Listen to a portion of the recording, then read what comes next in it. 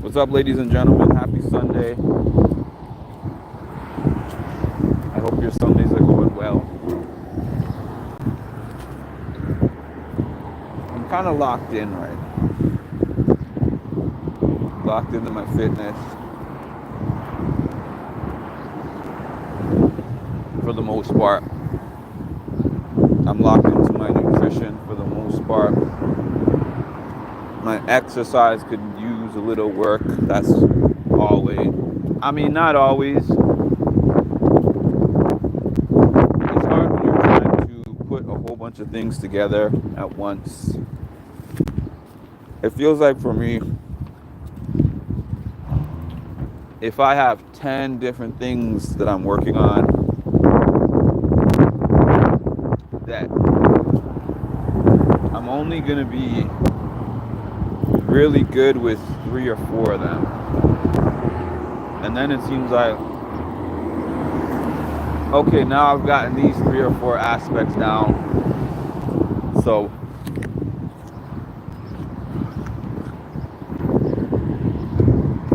but then when I get those ones down, these other 3 or 4 aspects that I was really good with at that time, I've neglected. So life is a hard balancing act, honestly. And I think the people who win are really the ones who are the most consistent and regimented. Hi, Marshall. Now, there is one thing that I'm struggling with the most right now.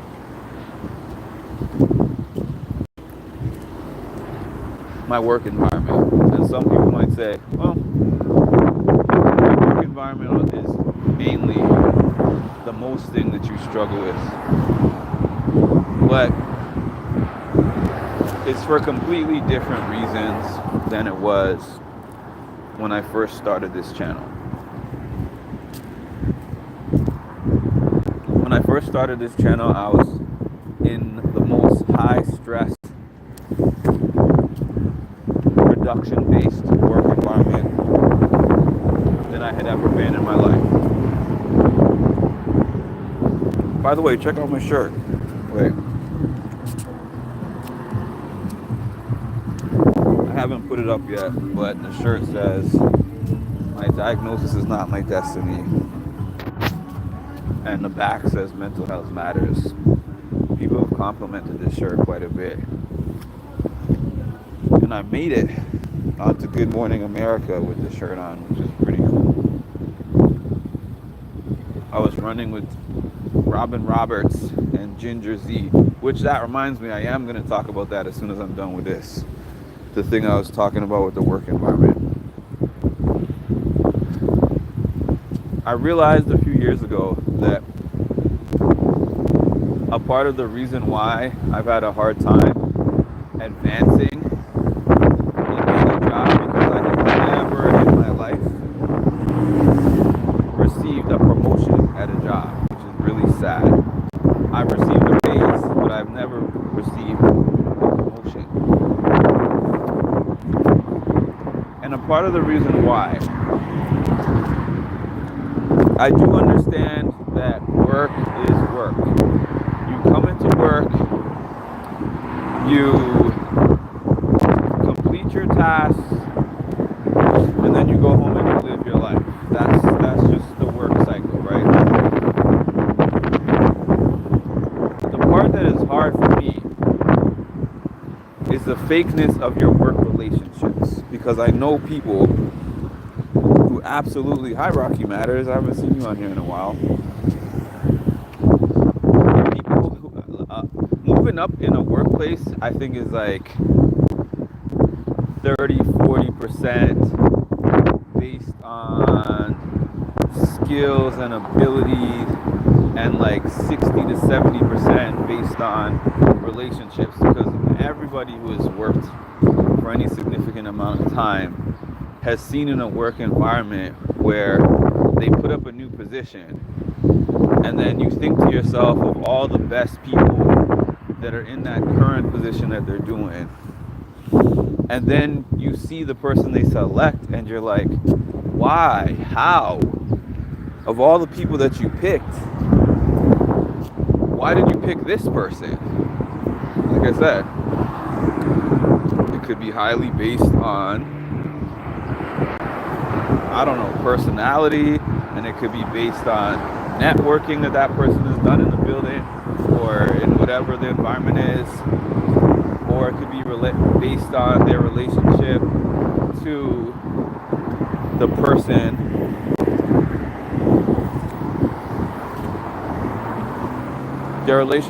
person who's hiring for that position.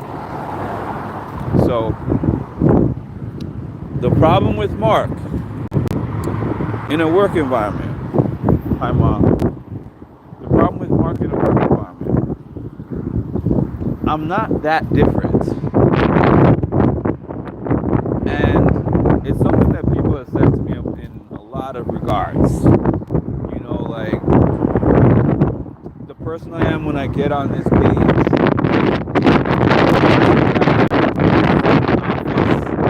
the person that I am when I do a presentation, there are differences. There's differences in behavior. You know, I know that I can't act exactly how I would act in and out of a work environment. I know that when I get on this YouTube page, I can't speak exactly how I would speak if there was no camera on and I was just in a comfortable environment where I wasn't being recorded. But the differences are small and subtle. So here's the problem. I basically have hard rules. No friends in a work environment. Have I made friends in a work environment? Yes, but I remember early on in my work experience, I thought that everybody was my friend until I learned that they were not. You know, just because they see you, they speak to you 5 days a week, 40 hours a week, it's not an automatic assumption that that person is now your friend because of that. So in more recent years, especially the last couple of years,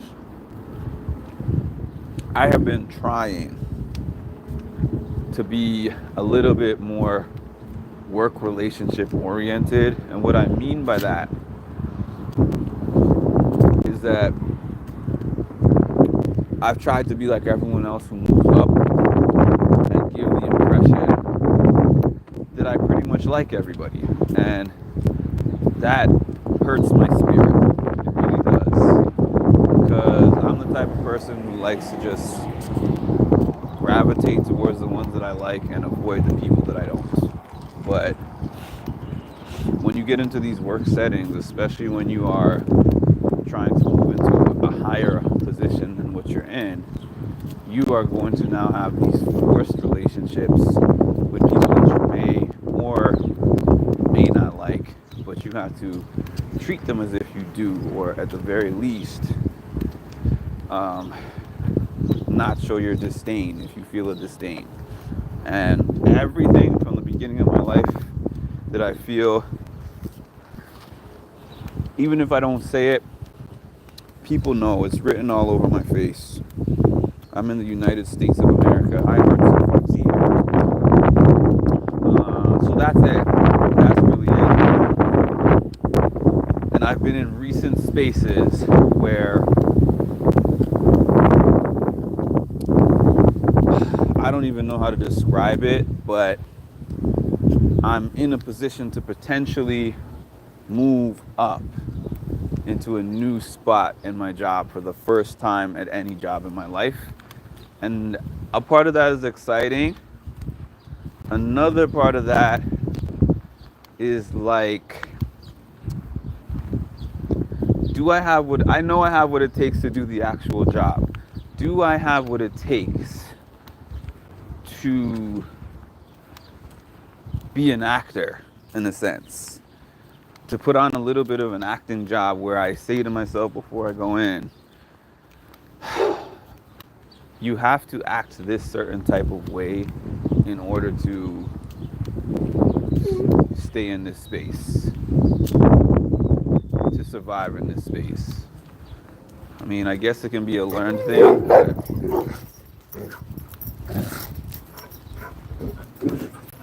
I also say it kind of, these dogs are trying to eat me.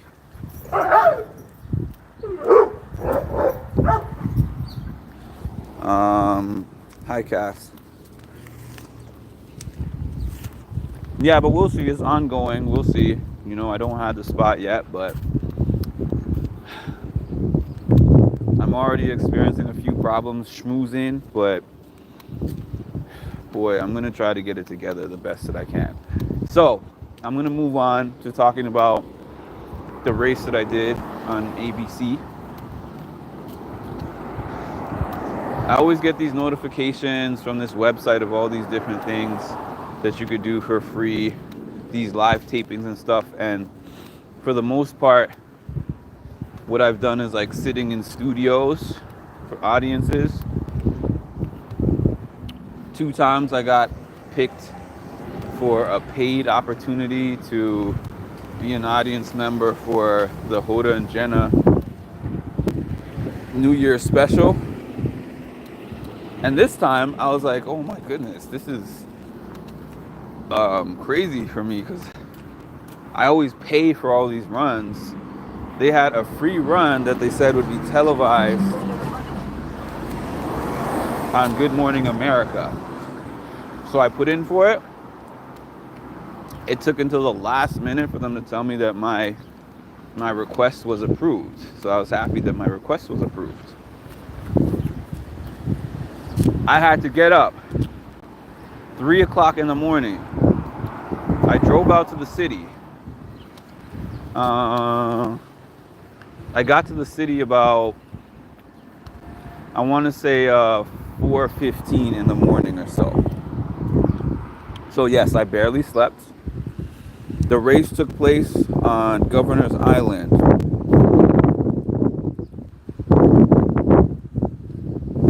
Step by step. Yeah, that's true, Rocky. That's true. That's true. I guess before I get into large rooms, I will work my way through smaller circles and maybe I can build up that tolerance that I don't have presently. But anyways, I got into the city at 4:15, and then the race was taking place on Governor's Island, which is a place that you have to get to by ferry. So we stood out there for about 50 minutes, maybe an hour in that line. Then they let us in. Then we waited another 30-40 minutes inside for everyone to get there because I think the ferry was only going to leave once instead of going and coming and going and coming. So, except for actually 2 times, because I think that the cast of the show did not go on the same ferry that we got on, the first ferry. I think they got on the second ferry. So I think it was like, get as many people as we can on the first ferry, and then the second ferry is going to contain the cast members and whoever is left. So normally when I'm running a 5K, I have my personal goals. Like I want to do it in this much amount of time.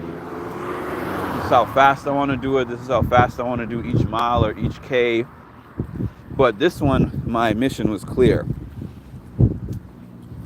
The only thing that I was trying to do was to get on the camera. I didn't care if it took me 1 hour or 10 hours. I'm like, if I see a camera, that's where I'm trying to be. So everything got together. We didn't leave for the run until about almost 8 o'clock. So think of how crazy that is. 5 hours before the run even started. Because they were trying to set up everything, tell us all the rules.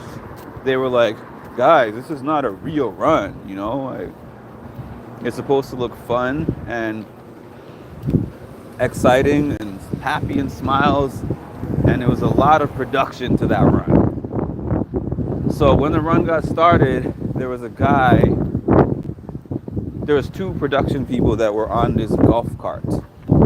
So one of the people was driving the golf cart, and the other person was holding the camera that was going to show the run or the live look-ins. I thought the whole run was going to be live, but like the live look-ins to the run.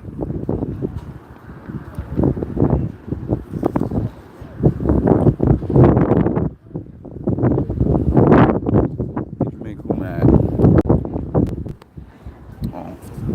Anyways, so when I started running, I saw where the camera was positioned, and I was like, my only goal here is to run up to the camera and try to stay with Robin Roberts and Ginger Z.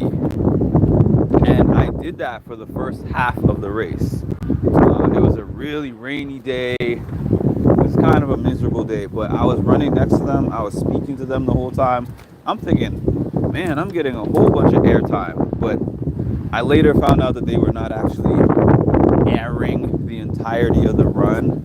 They were just doing live look-ins where they gave like 30 seconds to a minute snippets. So I got in there, but I wasn't in there much, but I was in there enough. I summarized it. I probably had 2 to 3 minutes of airtime, but I was running next to them for half the race, and then I started to feel really tired at the midway point. And then these people started passing me, and I was sitting here like, am I slowing down? Are they speeding up? I don't understand what's happening here, because I'm trying to keep up to this camera, and I can't keep up. Make sure to like this live if you don't. Thanks, Artsy. I don't know what happy poop is, but anyways.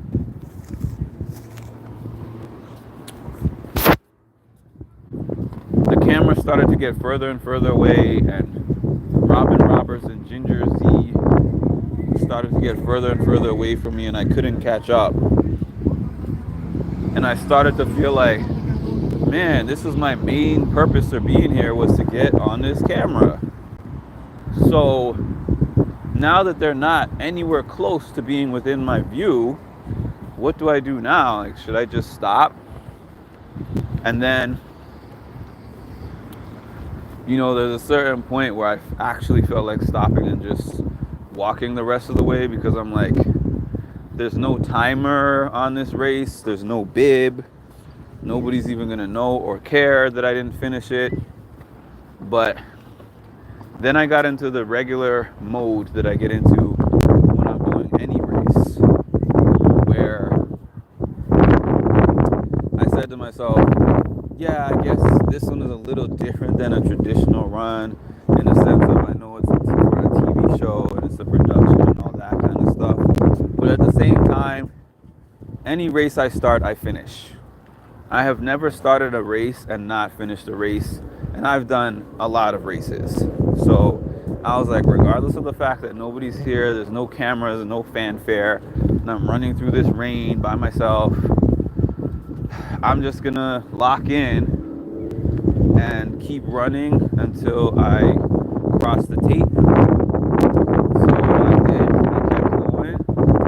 I finished the race, and I actually felt so good, because doing a race for a TV show, they make you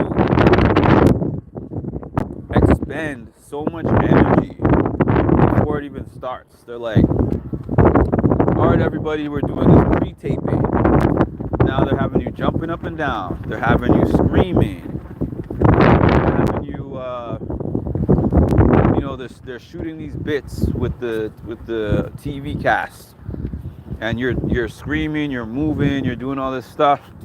This is all way before the run starts, and all of us pretty much were there off of no sleep, and some of us no food either. So I was emotionally exhausted, and the only thing that was keeping me going was that camera, because I was like, all right, this is hype, like getting to complete a run on camera. Yeah, like I said, once the camera wasn't there, I was gassed out. I was so tired. Like all the tire just hit me. So that was one of the best times I felt crossing the finish line. The only 2 times I can think of that were close or equal or better than that was my first and only half marathon that I did in the rain a couple months after losing my dad. And then the other one was my first high rocks competition, because that was just, I didn't know what I was getting myself into. And my legs started cramping up halfway through. And this is a long, intense race. So I literally didn't finish it. I pushed through all that pain. Yeah, I'm eating an apple. I was eating an apple. Let's see, did I miss anything? Not really.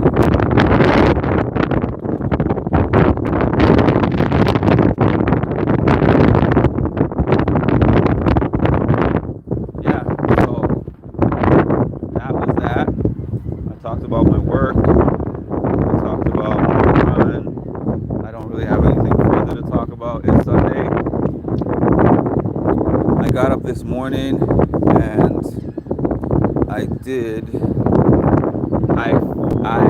finished, pending a little maybe proofreading and double checking, but this book that I put out that I have written, it's been written since 2023, I want to say, and a book editor that I had sent it to in 2022 was telling me the average person takes 2 to 3 years from the time they draft a book to that book being completed.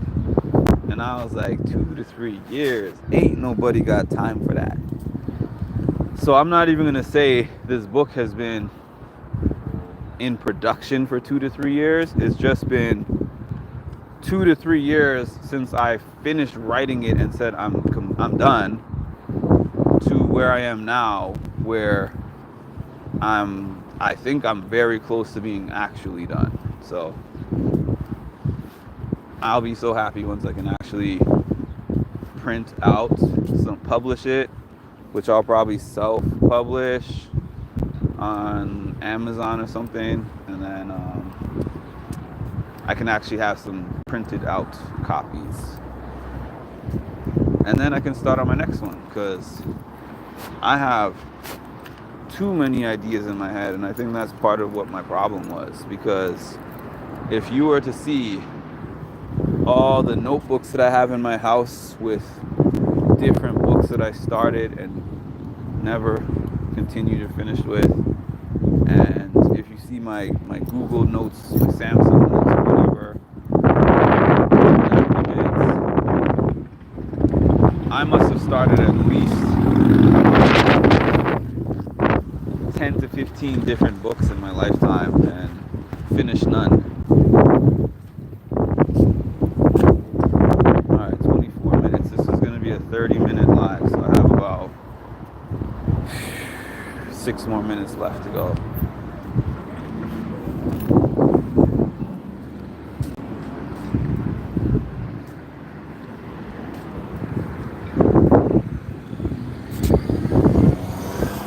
Undefeated this weekend, beat CNU twice, going to Super Regional now. Are you going to do a live chapter reading? Well, excuse me, disgusting. No, but not because I don't want to do a live chapter reading, but because the chapters are, it's basically like a motivational journal. It's like a motivational journal where the journal includes a quote and then like a short story, a short personal story of mine, and then it has like a journal log for you to answer some self-reflection questions. Like I could do a reading, but the whole thing about that is I think it only really makes sense mostly if you have the book, if you get a copy of the book. I know people do that. I know Danny J, who had given me a lot of tips and advice about how to do this.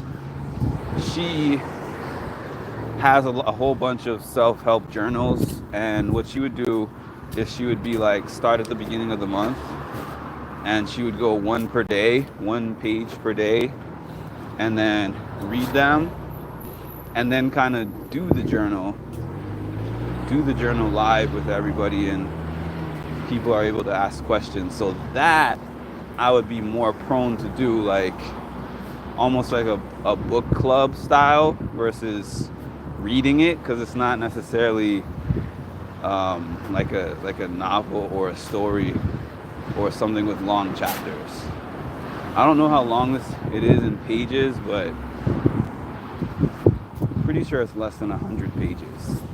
Even though I did add quite a few things to it this weekend, but I still think it's under 100, well under 100 pages.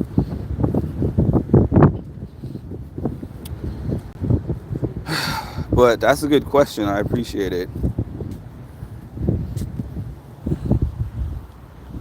That's probably what I'm gonna do. I might, I don't even know if I'll do it on YouTube. I might even do it on Zoom or something, and then, post little bits of it for YouTube.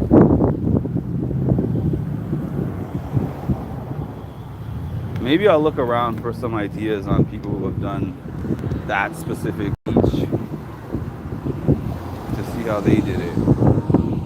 But like I said, I know she actually did one where she would read the journal entry, and the people who were watching the video would just work on it with her. And I think that she would answer questions or engage in discussion. But one thing that I do know that I'm going to be doing is that there's this person who has a book club. And every month they feature different books, and that person already offered me that whenever I finished with mine, they would buy a certain number of copies for all the people in the book club, and then invited me to go and come to their weekly book, I don't even know what those are called, book club sessions.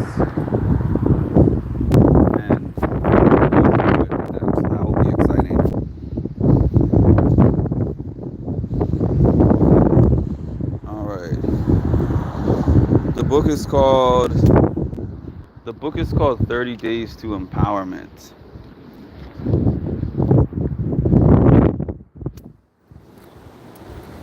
Yeah. I started small because when I was looking up how they do those self-help books, some people do 90-day books, but I was given the advice that 90 days is kind of long. Not just for me, the writer, but actually this book started as a 90-day book. I have to say, my first draft of the book had 90 days of stuff in it.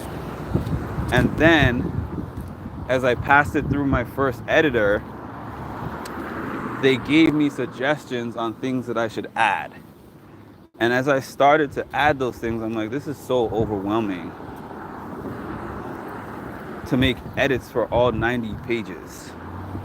So then I spoke to somebody else, and they were like, you don't have to make it 90 days, and especially because it's your first one, you can edit it down, whittle it down to 30 days. Number one, it would be less overwhelming for you, but a lot of a lot of the people who would get the book would stop using it before 90 days even hits. So I was like, that works for me. So I took it down from a 90-day thing to a 30-day thing. But with the material that I added, funny enough, the 90 days, the 30 days probably has almost as much material.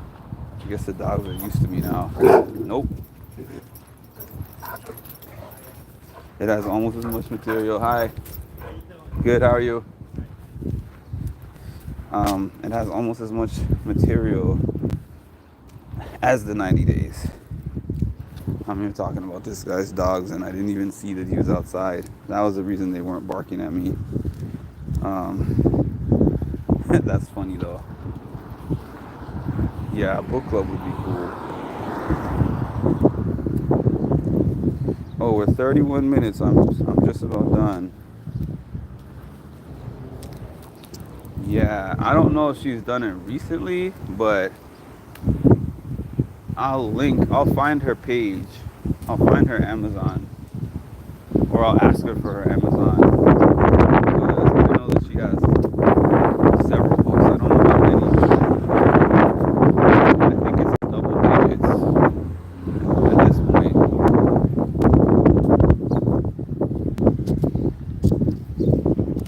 And she was the one who told me about how she was trying to find a publisher, but then she looked up about self-publishing, and she figured everything out, like how to make the parameters of the book so that she could put it on Kindle and other Amazon and other book apps or whatever, so people could buy e-copies or they could buy physical copies. The main thing of importance to this is that you don't have to front the overhead costs. So let's just say, hypothetically speaking, nobody bought your book. You don't have to spend anything. That's the reason why when I go to the shirt printer and then be like, make me 200 shirts. But to get the 200 shirts, I'm spending X amount of money to get the shirts made. So me making a profit depends on me literally selling 200 physical copies. And for me, I wasn't at the profit point with a reasonable price until I probably sold at least 100, 120, 130 shirts before I start making anything. And I already fronted the cost. So I'm not for fronting cost anymore. Like, that's why I threw my shirts right on Teespring. So I've only sold about 7-8 shirts, but I didn't have to spend anything to produce the shirts, so it ain't a problem. It's just some extra money that comes in on occasion. I don't know why I'm so tired right now. I am very tired. Probably because of my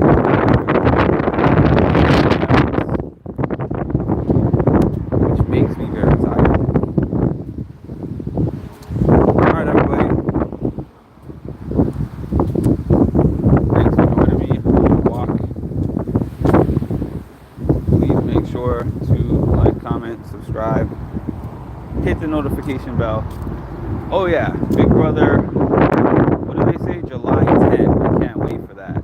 I know that I've been largely inactive for the last couple of months, especially when it comes to reality TV shows. I have not had the same kind of enthusiasm for them. I'm in an in-office job, which also changes things for me. But come July 10th, I'm gonna figure out a way to be as ready as possible and do as much as I can. Obviously, with an in-person job, I'm not gonna be able to do as much as I have in previous years, but I'm gonna do the best that I can and as much as I can. So anyways, take care, y'all. Talk to you soon.